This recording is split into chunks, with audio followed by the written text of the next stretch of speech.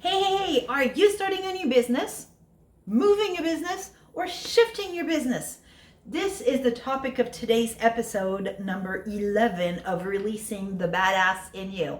My name is Marianne Roos, and I'm here as your guide to help you on that business journey for success in business as a solopreneur, entrepreneur, and even network marketer.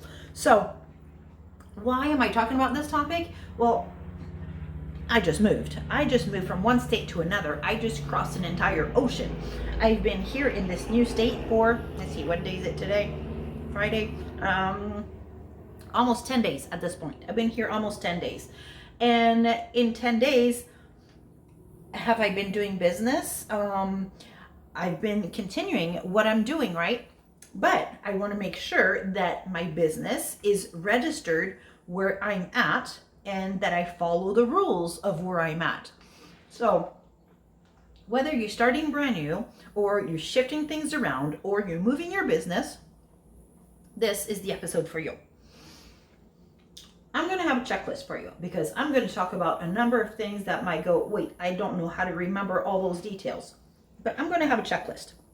So let's start with your business entity.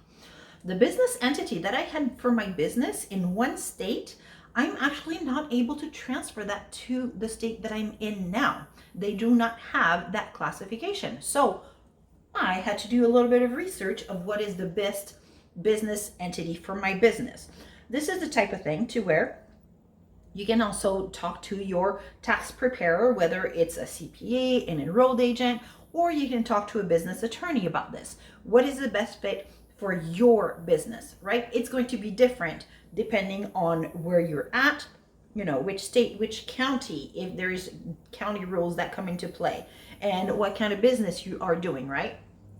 So some of the business entities that are out there are sole proprietorships. There are limited liability corporations. There's corporations. There's nonprofits. So, and that's just the tip of the iceberg, right? So where I came from, there was the single member limited liability corporation available. Where I'm at, it's not an available option. So I had to do some research. So I invite you to research what you need for your business to make sure you have the proper registration. Keeping in mind that as your business grows, you may actually need to change the level or the type of business entity that you have in your business. Now, something that I came across as well in this whole process is zoning regulations. Is the area that you're in, does it allow the type of business that you do? I had to do some research on this one because there's regulations for the type of businesses that can be done from home, to where there's this is okay, but this is not okay type of thing. So luckily, I'm in the this is okay category. So zoning regulations. What about permits and licensing? What is needed for what you offer? I did some research on my end for mine, and so luckily I don't need tons of bells and whistles for what I do, thankfully. But there's some businesses, like something that my husband is looking into doing. He's gonna need a little bit more than what I've got when it comes to permits and licensing and regulations and all that jazz. So what is the need for yours? That would be on the checklist for you to check into that so that you don't forget about it. Another one is excuse me. What about the name for your business? Are you doing business as yourself, or are you doing business with a different name? So I do business as myself. However, I also chose to register a doing business as, so a DBA. And the reason for that is that I actually have multiple businesses. And by having a DBA, or multiple DBAs, depending on the need, right? It helps to categorize. It helps to keep things organized. So today I was at the county clerk's office. Luckily for me, it was very quick to get that done. Way quicker than getting our car registered yesterday, which was over 3 hours there at the county clerk's office to register my doing business as. 10, 15 minutes max, and I was done. So, woohoo! But that'll be in the show notes as well as a reminder that if you're going to be doing business as a name different than yourself, what do you need to do to register a DBA, right? And then let's talk taxes. Now, there are taxes that may come into play for your state. There are taxes that may come into play for your county, so you may have those too.